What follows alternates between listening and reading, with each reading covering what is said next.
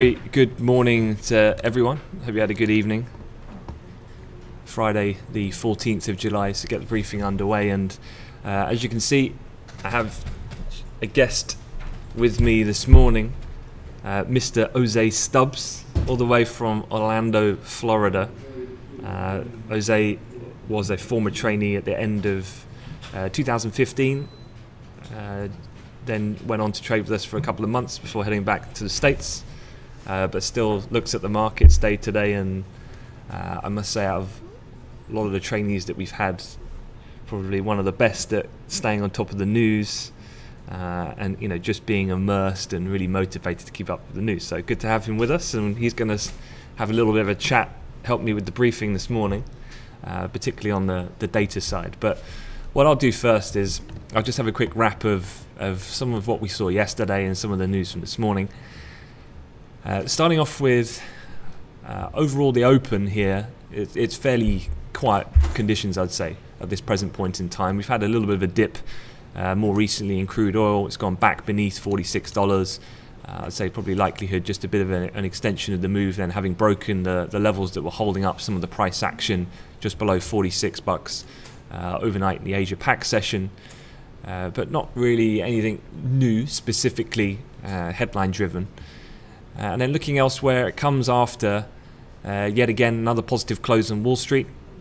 So the S&P 500 up 0.2%, the Dow up fairly similar margin, the Nasdaq up as well, a 0.25%. So kind of following on from the dovish Yellen, the rally that we saw there after the Dow went to record highs, and there we still kind of sit up at these fairly elevated levels.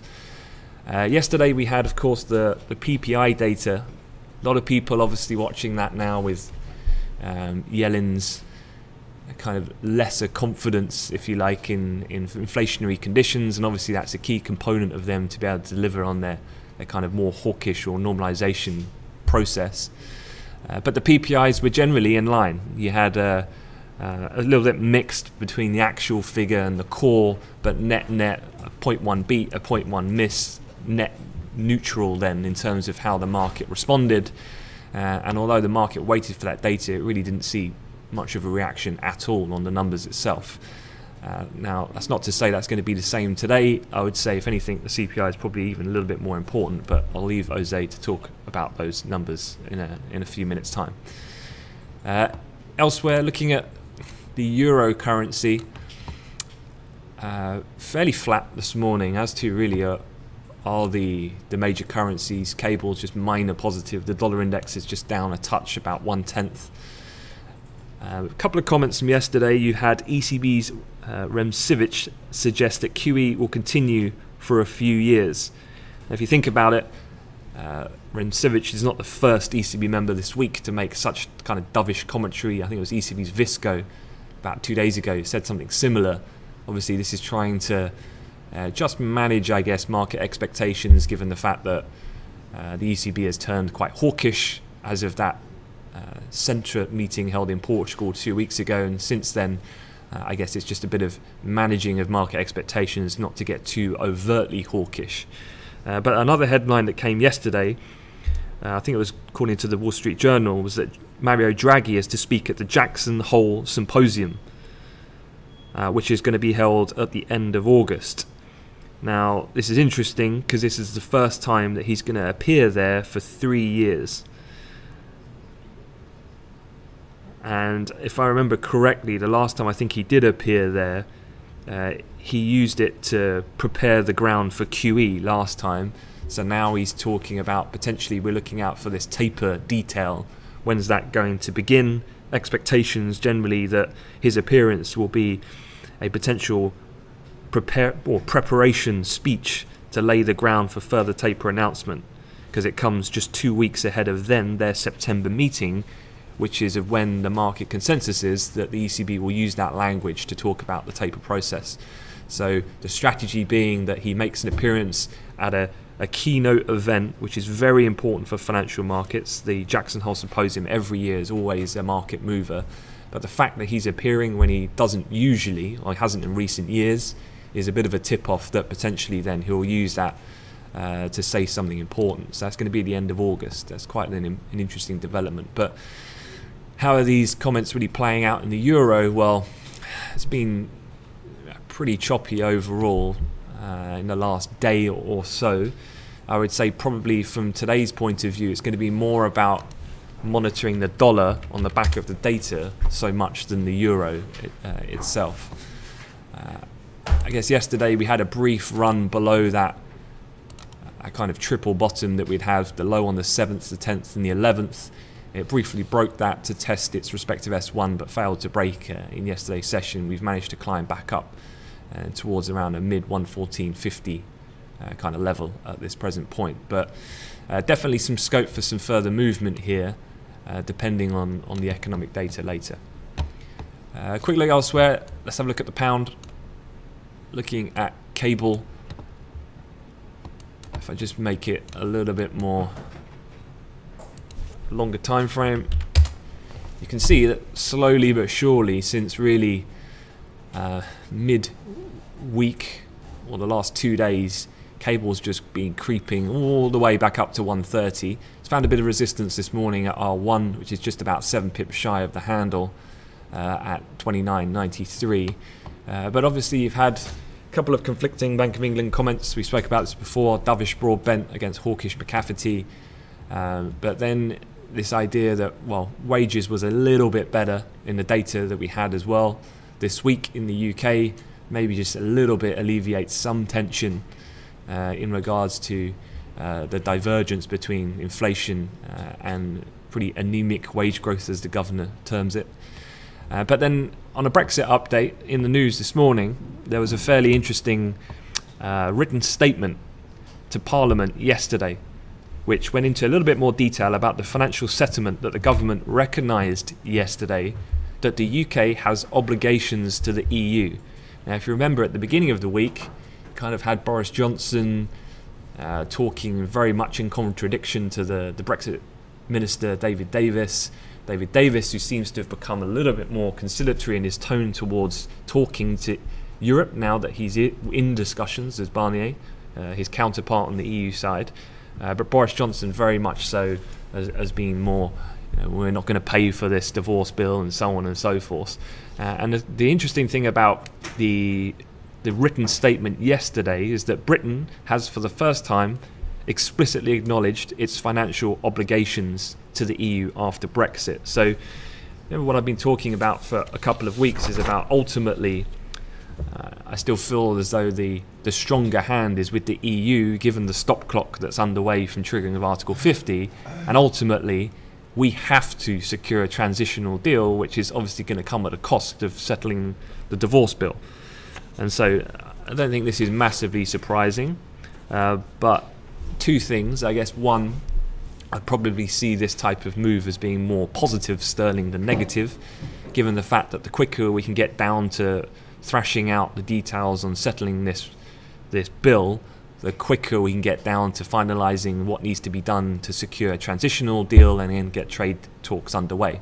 That would safeguard at least the foreseeable future through this uncertain negotiating period, and so it would kind of alleviate uncertainty on the issue, which would be, generally speaking, I'd say a pound positive.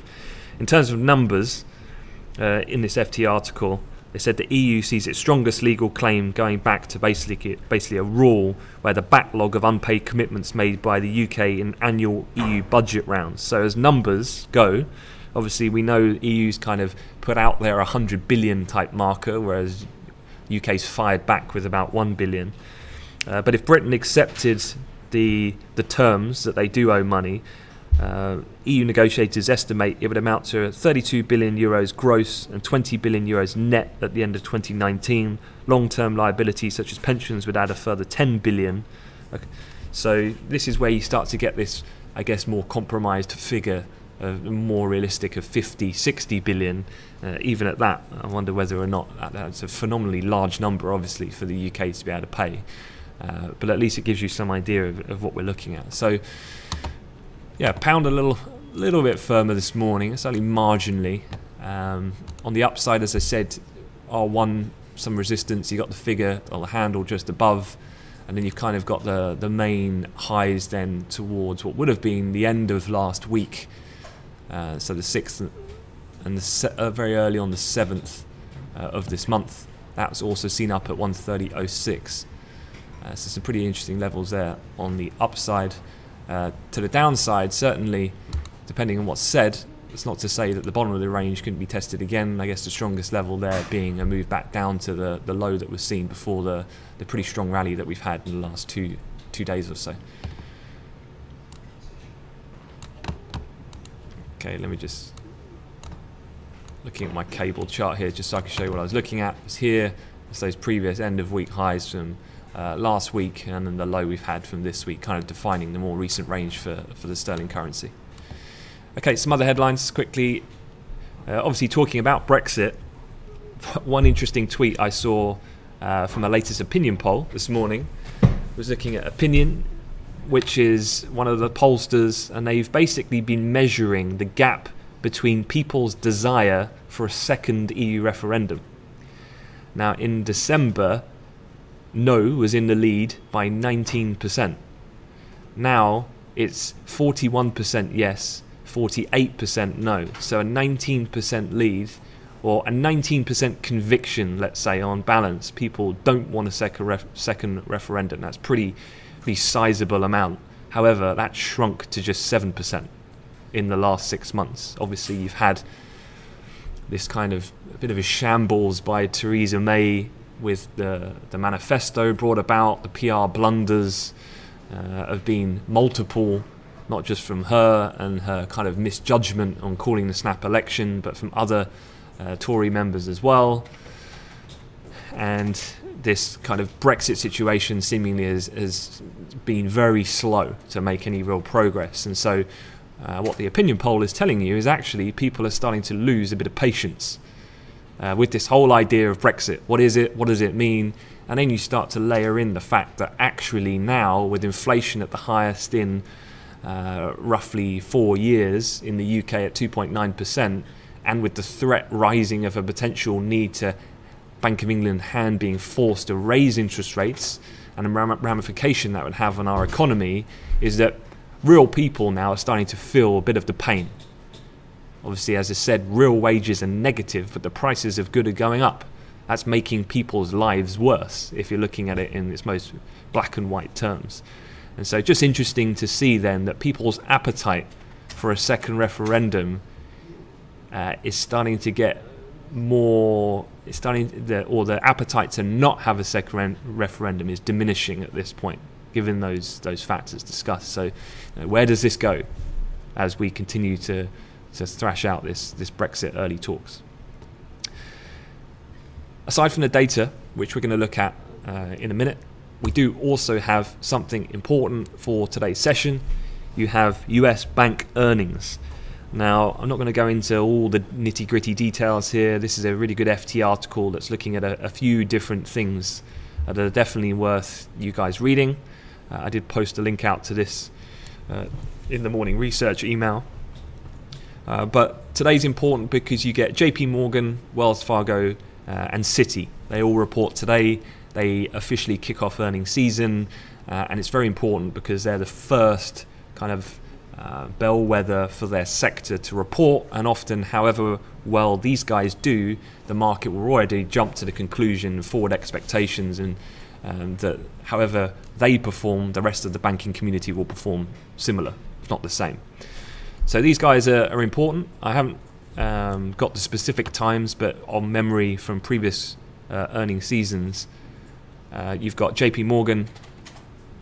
They're normally around 12 o'clock or 12:30. Then Wells and Citi normally follow at 1 p.m. Again, from earnings season, what this does mean is that pre-US market open, and this is really when it starts to pick up in the number of companies reporting next week, is that be aware of large market capped names reporting ahead of the market open.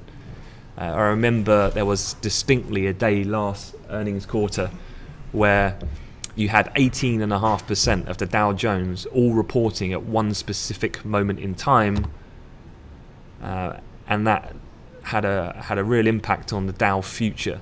So ahead of the market open, the future already moved because a series of companies that came out were all better than expected. So there can be opportunities, and certainly if you're thinking about strategies, don't get caught out by those data or earnings releases coming out.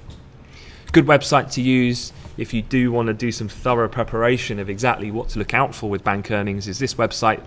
You've probably heard me talk about it before. It's called Celerity, and they do a portal called Celerity Global Insight.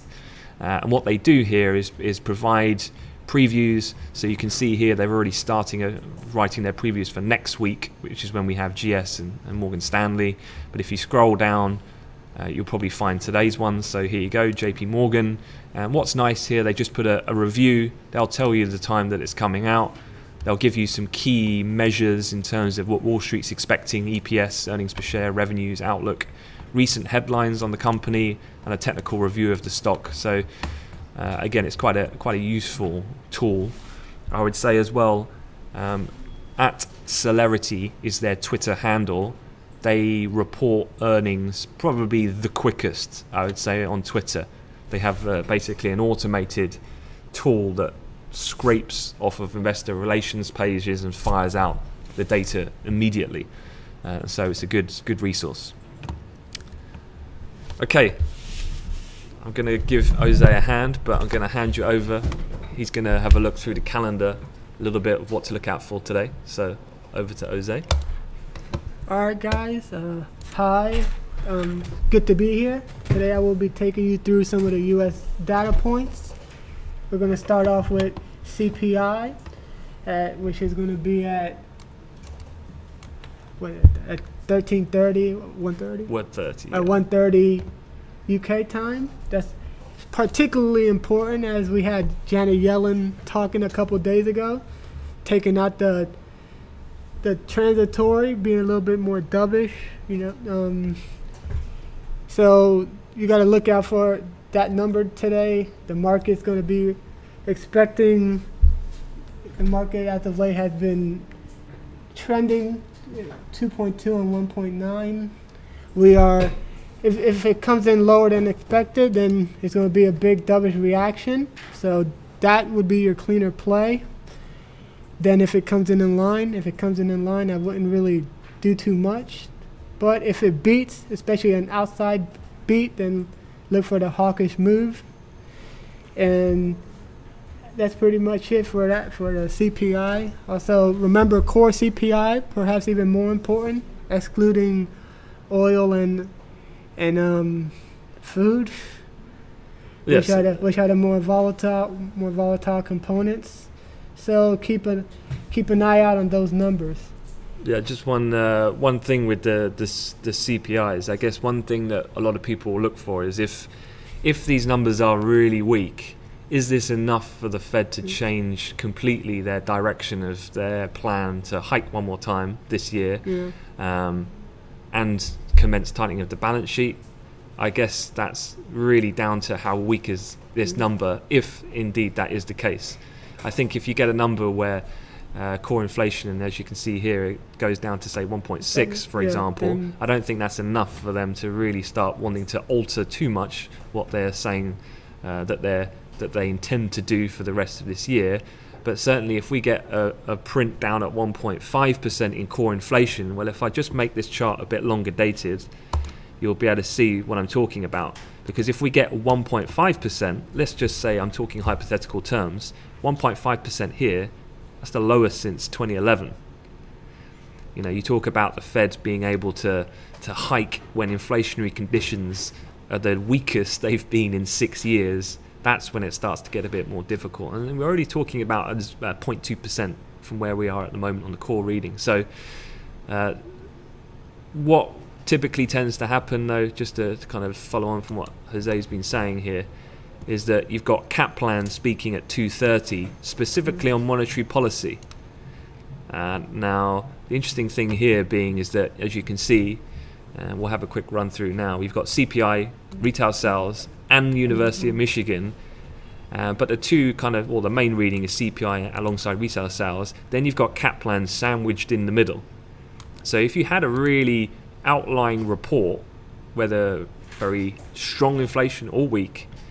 This is quite usual for the Fed's communication strategy to schedule in a speaker quite quickly after big data releases. The intention being, of course, that if the data is a shock to the markets and the markets jump to, let's say, a very dovish conclusion, and actually what the Fed want to do is control that and say, well, look, that doesn't mean we're necessarily going to immediately change our existing forecast. Then they use these speakers to kind of re-guide the market, i.e. if it's overtly dovish response by the market and the Fed feel that's not warranted, they can use Kaplan then to talk up the market a little bit, and vice versa. So just something to contemplate. Okay, other figures, Jose? All right, yes. Then we got U.S. retail sales, which came in disappointingly last month. As always, guys, don't just look at the headline number. You also got to look out for the key components, such as the control group component, which is one of the components that goes into calculating U.S. GDP. So keep that in mind when coming up with your trading decision. Yeah, so you can see here the figure. Well, there's a couple of different figures here. Like Jose said, you've got retail sales, ex-autos, ex-auto gas, and then there's also actually a control group. They've not got it on here, but yeah, that's a real key number, you're right. And then finally we wrap up with Michigan. The University of Michigan consumer sentiment, which has been at pretty high levels, so I would be looking out for any disappointment in that number. That is probably going to be your bigger market play. We have been in the upper 90s in historical levels, but as you can see, lately we've started to tail off. That is probably due to a lack of detail out of the Trump administration. So a small drop would not be too bad, but probably a drop below 90 then would probably get the market going, but anything within reason probably won't do too much. However, if we beat, say, 100, then look for a risk-on sentiment to prevail. Yeah, cool. I totally agree with that assessment. I think really, unless this is kind of dropping less than 90, I don't think it's enough to really spook the market too much. I guess what you could have here, though, is, let's say, just thinking through how this afternoon might play out. Let's say you get weak inflation, let's say you get weak retail sales, and let's say you get a big drop-off in consumer sentiment. That's your perfect storm for then a continuation of basically the market moves that we saw midweek when Yellen spoke. So a second phase, a big shift towards market then thinking that the Fed don't have a choice, that they're going to have to change tact. And so, yeah, thinking ahead now about how these different things and themes could all play out, depending on how these numbers come out, would be prudent planning for this morning. Because this morning, again, just to kind of, there's not a lot on the calendar for Europe, and so it's going to be very much a US-oriented session. Given the importance of the data that Jose's just pointed out, obviously the market's not going to want to get too involved or committed ahead of what ultimately will probably be a pretty decent finish for the week. Just finally to wrap up then, I see a question, do banks decide which day they release their earnings or not? I guess yes they do, but there's pretty much always a set structure in the order in which they report, whether or not that's a conscious decision that they make, but every quarter is the same. JP, Citi, Wells are always on the same day. And they are always the first to report. And so I guess what happens then is as you go over the various different, once you accumulate experiences over various different earnings quarters, you get pretty used to the kind of format of the season. Okay, going to leave it at that for the briefing then for this morning. Jose is going to be in the chat room, so if any questions, guys, just feel free to pop in. I'll be sure to help. Exactly. So thank you very much, Jose. Good to see you. Thanks for having me, Anthony. Great to be here. And have a good day, guys. I'll be on throughout the day, and then obviously covering the data this afternoon.